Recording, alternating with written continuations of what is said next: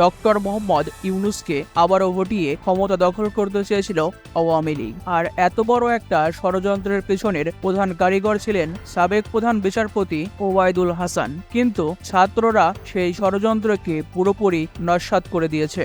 আর এই ষড়যন্ত্রটা পুরোপুরিভাবে সাজিয়েছিল শেখ হাসিনার একমাত্র সুযোগ্য ছেলে সজীব ওয়াজেদ জয়।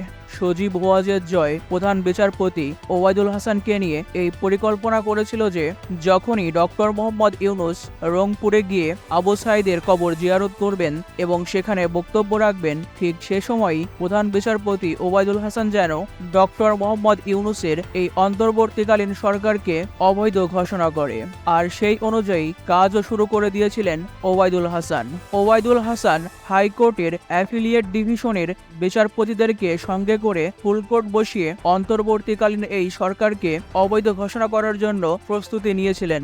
তাদের পরিকল্পনা ছিল যে যখনই তারা এই অন্তর্বর্তীকালীন সরকারকে অবৈধ ঘোষণা করে রায় দেবে, ঠিক তখনই আবারও ভারত থেকে বাংলাদেশে চলে আসবেন শেখ হাসিনা এবং সাথে সাথেই আওয়ামী লীগের অন্যান্য নেতাকর্মীদেরকে নিয়ে আবারও মাঠে ঝাঁপিয়ে পড়বেন আর আবারও দেশের ক্ষমতা দখল করবেন। কিন্তু তাদের সেই ষড়যন্ত্রটা পুরোপুরি ব্যর্থ হয়ে যায় যখন একদল সেনাবাহিনী ছাত্রদের কাছে এই তথ্যটি পাচার করে দেয়। ছাত্ররা এই গোপন খবরটি পাওয়ার সাথে সাথেই হাইকোর্ট ভবন ঘেরাও করে ফেলে আর প্রধান বিচারপতি ওবায়দুল হাসানকে পদত্যাগের জন্য সময় বেঁধে দেয়।